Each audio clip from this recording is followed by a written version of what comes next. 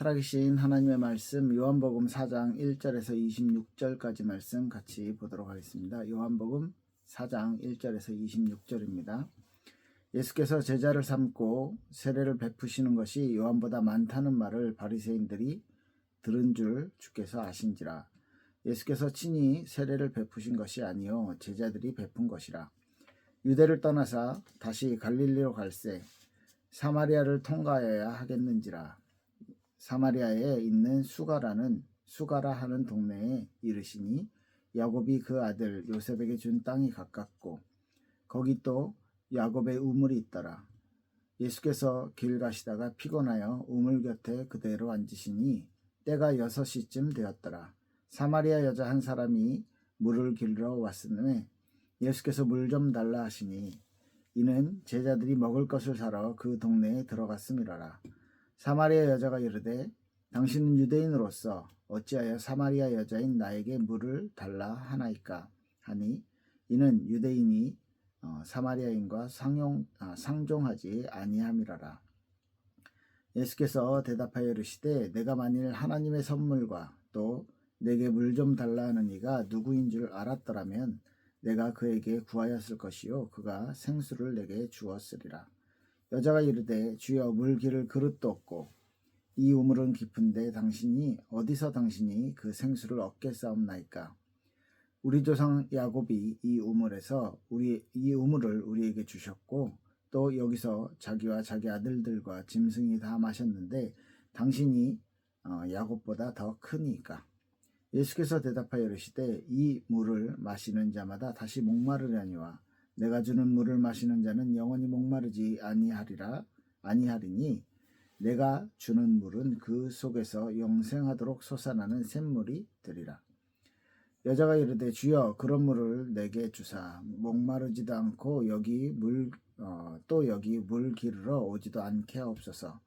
이르시되 가서 내 남편을 불러오라. 여자가 대답하여 이르되 나는 남편이 없나이다. 예수께서 이르시되 내가 남편이 없다 하는 말이 옳도다. 너에게는 남편 5이 있었고 지금 있는 자도 내 남편이 아니니 내 말이 참되도다. 여자가 이르되 주여 내가 보니 선지자로소이다. 우리 조상들은 이 산에서 예배하였는데 당신들의 말은 예배할 곳이 예루살렘에 있다 하더이다. 예수께서 이르시되 여자여 내 말을 믿으라. 이 산에서도 말고 예루살렘에서도 말고 너희가 하나님께 예배할 때가 이르리라. 너희는 알지 못하는 것을 예배하고 우리는 아는 것을 예배하노니 이는 구원이 유대인에게서 남이라. 아버지께 참되게 예배하는 자들은 영과 진리로 예배할 때가 오나니 곧 이때라. 아버지께서는 자기에게 이렇게 예배하는 자들을 찾으시느니라. 하나님은 영이시니 예배하는 자가 영과 진리로 예배할지니라. 여자가 이르되 메시아 곧 그리스도라 하는 이가 오실 줄 내가 아노니 그가 오시면 모든 것을 우리에게 알려주시리이다. 예수께서 이르시되 내가 말하는 내가 그라 하시니라. 아멘. 네, 예수님께서 이제 갈릴리로 올라가시는 길에 사마리아를 통과해서 가게 되었습니다. 원래는 보통은 이제 사마리아는 이제 통과해서 지나가는 길이 잘 아니죠. 왜냐하면 예전에 아수르가 BC 722년도에 북이스라엘을 점령했을 때 너무 민족성이 강하니까 다른 나라 사람들, 다른 나라 여자들, 다른 나라 사람들을 이주시켜서 이 혼족을 시킨 거예요. 그래서 혼혈 민족이 된 거죠. 그래서 유대인들은 그 이후에 유대인들은 굉장히 이 사마리아 지방에 있는 사람들에 대해서 편견을 가지고 오히려 이방인보다 더 못한 그런 편견을 가지고 살고 있었습니다. 굉장히 뭐라 그래야 되죠? 같은 민족이지만 차별을 받고 있었던 과정이죠. 그런데 일부러 사마리아를 통과해서 합니다. 일반적인 유대인들은 갈릴리로 갈 때 그 강을 건너서 산 쪽으로 돌아가든지 죄송합니다. 왼쪽으로 그 바닷길 쪽으로 해서 돌아가든지 하는 게 일반적이에요. 사마리아 지방을 통과하지 않는 것이 유대인들의 습성이었는데 예수님이 일부러 찾아가시는 것이죠. 그래서 이제 피곤하셔서 6시쯤이라고 했는데 유대인들의 시간은 우리나라랑 좀 달라요. 그래서 새벽 6시부터 시작을 하기 때문에 12시 정오 정도 되는 시간이었고요. 그 지역이 특성상 12시면은 가장 더운 그런 날이죠. 하루 중에 가장 더운 때죠. 그러니까 사람들이 움직이지 않는, 잘 많이 다니지 않는 때에 일부러 그 물이 굉장히 무겁잖아요. 그 일부러 물을 기르러 오는 사마리아 여자. 다른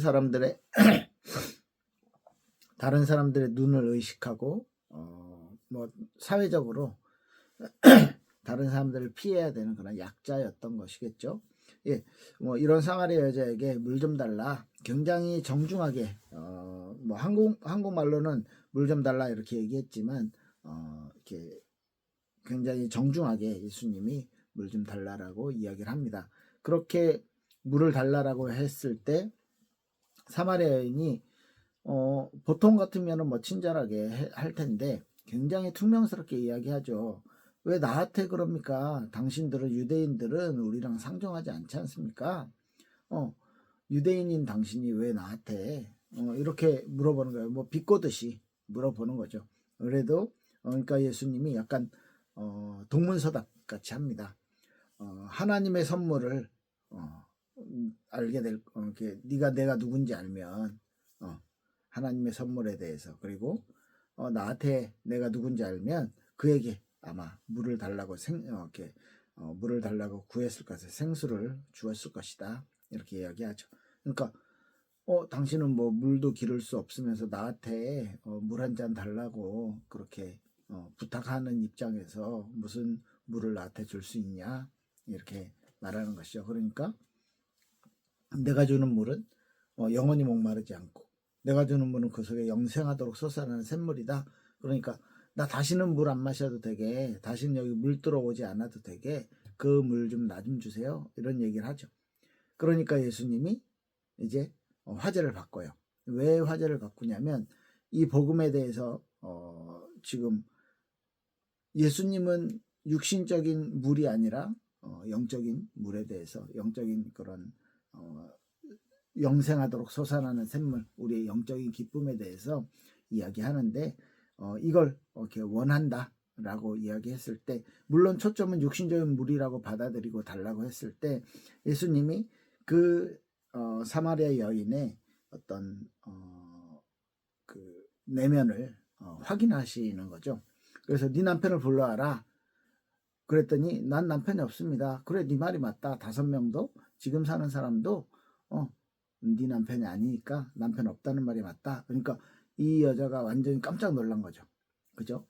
그러면서 이야기합니다. 내가 보니까 당신이 선지자입니다. 이렇게 마음문을 확 연 거예요. 그러니까 내가 말하지 않았는데 나에 대해서 아는 거예요. 내 어떤 부끄러운 거, 나의 고통, 내가 가지고 있는 말 못할 그런 현실들에 대해서 알고 그것에 대해서 이해해 주는 거예요. 그래, 네 남편이 없다고 하는 게 맞다.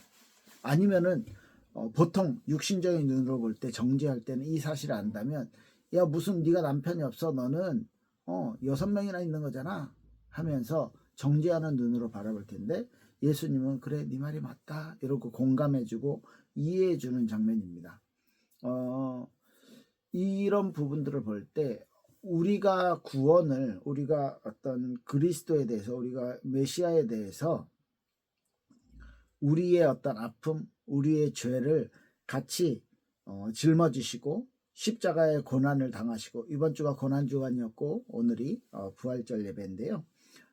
예수님의 고난과 예수님의 어떤 십자가의 지심과 예수님이 부활하신 이 모든 일련의 과정이 단순히 우리를 한번 용서해 주시기 위해서 우리를 위해서 죽어 주신다 이런 차원이 아니라 이런 차원을 훨씬 넘어서 예수님의 어떤 30년간의 이 땅에서 살아오셨던 성육신의 삶을 통해서 인간의 감정과 인간의 어떤 아픔과 인간의 어떤 연약함들을 함께 경험하셨고, 이런 모든 것들을 가지고 이제는 우리 인간들이 가지고 있는 가장 큰 문제에 대해서 물론 인식하든 인식하지 못하든 그 죄의 문제를 해결해야만 하나님 앞에 설 수 있는데, 인간들의 삶에 있어서의 아주 가까운 문제들, 뭐 예를 들면 지난번에 가나 혼인잔치에서 그런 포도주가 없는 문제, 그죠? 지금까지 어떤 이적들이나 표적들이 나타나진 않았는데 나중에 앞으로 계속 보면은 눈먼 사람들이 태어나면서 눈이 안 보이는 사람을 낫게 해주고, 태어나면서 걷지 못하는 사람들을 낫게 해주고, 수많은 병자들을 낫게 해주시면서 현실의 문제에 함께 답을 주시는, 현실의 문제를 함께 공감해 주시는 그런 메시아의 모습들을 볼 수 있는 것이죠. 그래서 이게 예수님이 이 땅에 오신 성육신 하신 근본적인 의미이고, 그게 이제 성육신의 본질이라고 우리가 확인할 수 있는 것입니다. 왜냐하면 우리의 삶을 완전하게 구원해 주시기 위해서 예수님이 인간의 모든 삶의 경험들을 함께 하셨다는 것이죠.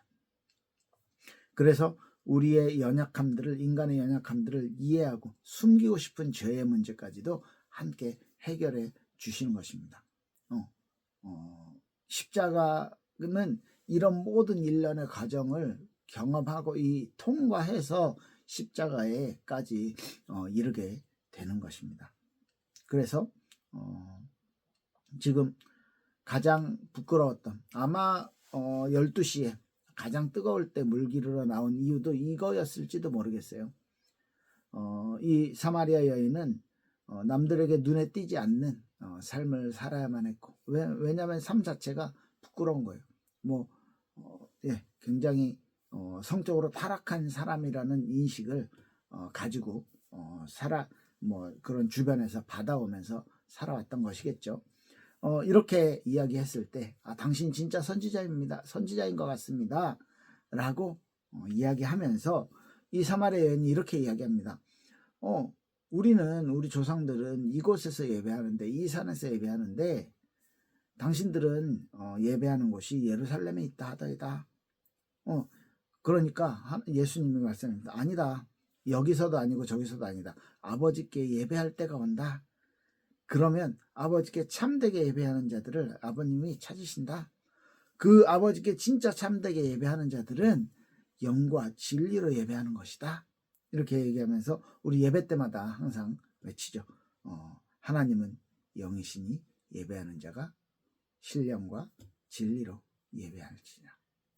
영과 진리로 예배할지니라 라고 우리 예배 처음 시작할 때 이 성경을 요한복음 4장 24절을 예배 이렇게 외치고 선포하고 예배를 합니다. 그러니까 예배에 대한 본질을 알려주시는 것이죠. 예배는 장소가 아니야. 북이스라엘에 이렇게 솔로몬 이후로 나라가 갈라지면서 예루살렘의 성전이, 솔로몬이 지은 성전이 있잖아요. 그러니까 북이스라엘로 갈라졌던 이 10지파도 명절이 되면 예루살렘 성전까지 예배하러 가야 되는 거예요. 그러니까 나라가 갈라졌고 계속 싸우고 있는 입장에서 북이스라엘의 왕 여로보암은 이 백성들이 예루살렘으로, 유다로 가는 것이 너무 싫은 거예요. 그래서 이제 단하고 베델에 그 제단을 만들고 거기에 금송아지를 만듭니다. 금송아지를 만들면서 이 금송아지가, 우리가 눈에 보이는 이 금송아지가 우리를 애굽에서 건져낸 여호와다. 이렇게 하고 거기서 베델과 단에서 예배를 하게 되는 거예요. 이렇게 되면서 이제 그 북이스라엘의 고질적인 우상숭배의 문제가 시작이 된 겁니다. 물론 예배하는 대상은 여호와인데 형상을 만들지 말라 했던 십계명을 어긴 거잖아요. 그래서 형상화시킨 하나님, 형상화시킨 여호와를 섬기게 되는 것입니다. 이걸 대대로 여로보암의 죄라고 구약 역사에서는 이야기하고 있고요. 이런 이제 역사적인 과정들을 통해서 지금 이 사마리아 여자가 이곳에서 예배하던 이렇게 예배 우리는 해왔는데 당신들은 예배하는 곳이 예루살렘에 있다고 합니다. 물어봤을 때 예수님이 장소 문제가 아니야. 예배에 대한 본질, 진짜 성령으로 그리고 진리로, 그리스도의 진리로, 구원의 진리로 예배하는 것이다. 하나님 중심의 예배다. 하나님을 만나는 예배하는 것이 진짜 중요한 것이다 라고 예수님이 알려주시죠. 그리고 25절에 이제 중요한 대화가, 가장 중요한 대화가 이루어지죠. 25절에 여자가 얘기합니다. 여자가 이르되 메시아 곧 그리스도라 하시는 이가 오실 줄을 내가 아노니 그가 오시면 모든 것을 우리에게 알려주시리이다. 이렇게 이야기해요. 그러니까 예수님이 내가 그야, 내가 그리스도야, 내가 메시아야 라고 말해줍니다. 여기에서 이제 모든 부분이 이제 해결되는 것이죠. 자, 예수님이요 이렇게까지 아주 명쾌하게 내가 그리스도다, 내가 메시아다 라고 이야기하시는 부분들이 잘 없어요. 이렇게 복음서 장면에 많이 없는데 지금 사마리아 여인에게 명확하게 이야기해 주는 겁니다. 메시아에 대해서 밝히 드러내는 것이죠. 사실 메시아에 대해서 이해 못하는 지역이고 물론 역사적으로 신앙이 있었기 때문에 메시아를 기다리는 신앙은 맞습니다. 그런데 이 메시아에 대해서 이해할 만한 그런 타이밍도 아니었고요. 그리고 십자가의 의미를 전혀 알 수 없는 그런 타이밍이었는데도 예수님이 내가 그 메시아다 라고 알려주시는 거예요.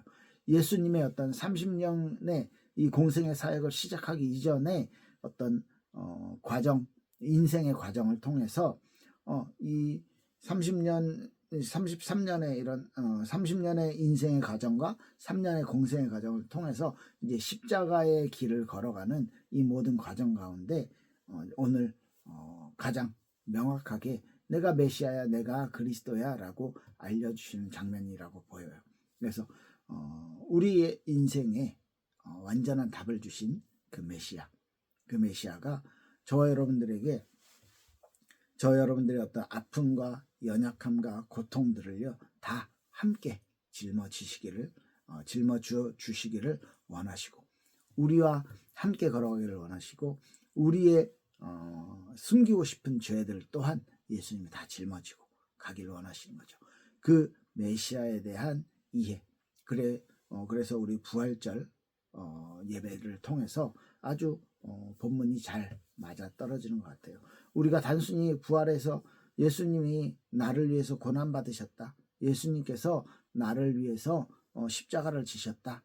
그리고 부활하셨다. 여기서만 멈추는 것이 아니고 예수님의 전 인생을 통해서 저와 여러분들을 구원하시기 위한 모든 과정을 33년 동안 이루어 가셨다라는 것이죠.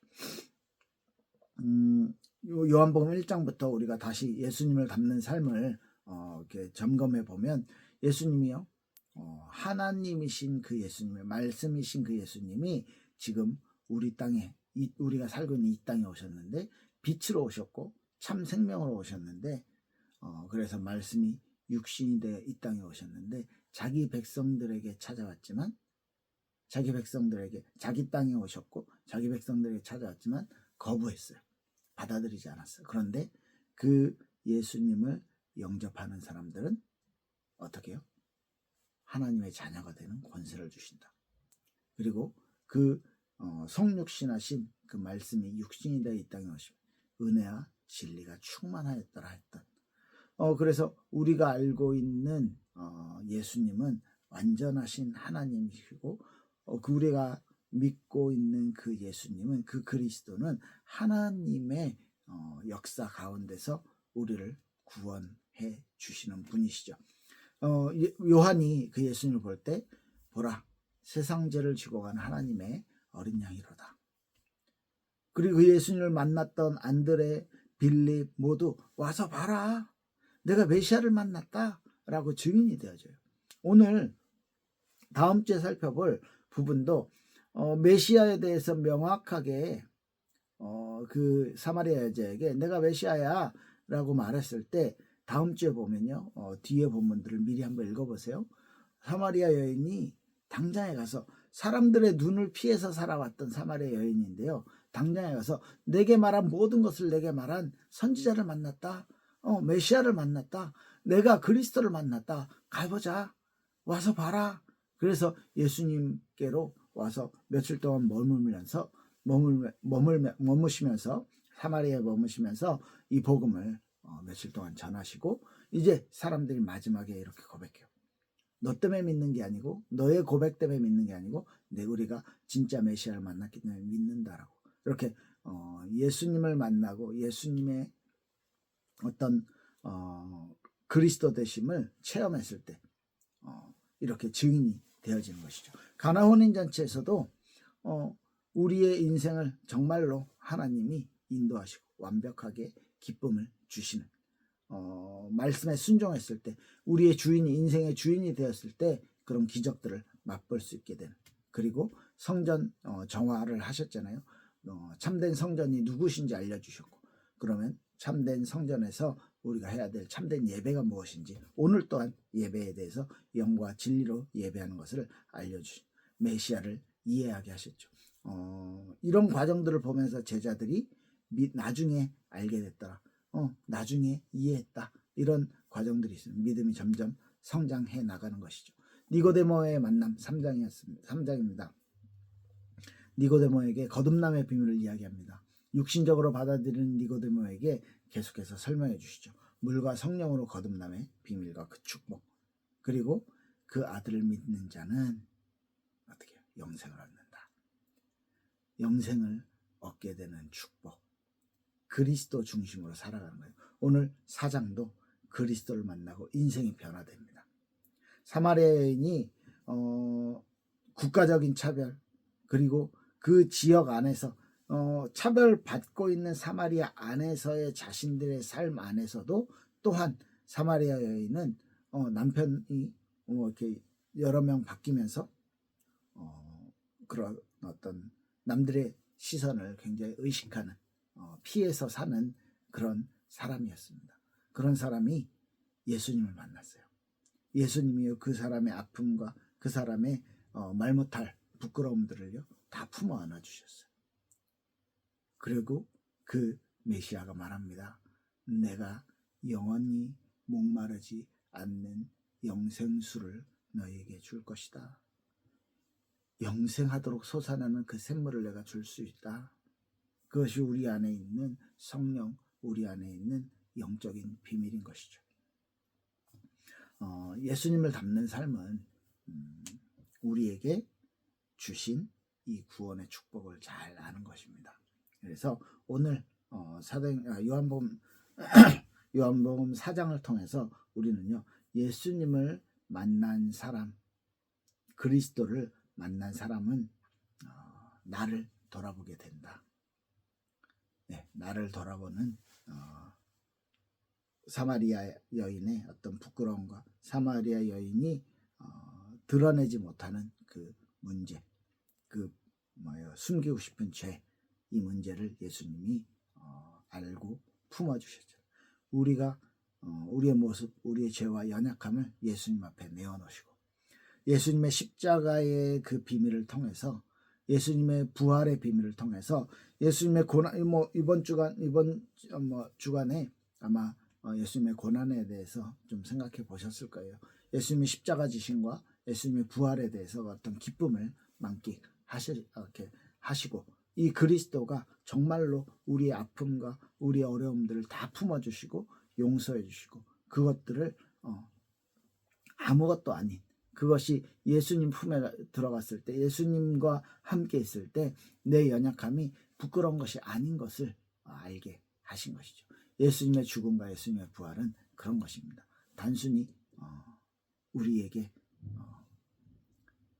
우리의 어떤 죄 문제를 해결해 주시기 위해서 우리를 다시 하나님 자녀 삼아서 천국 보내기 위해서가 아니라 우리의 전 인생에 있어서 완벽한 답을 주시고 우리의 미래까지 우리의 미래의 영원한 답까지 우리에게 허락해 주신 것이죠.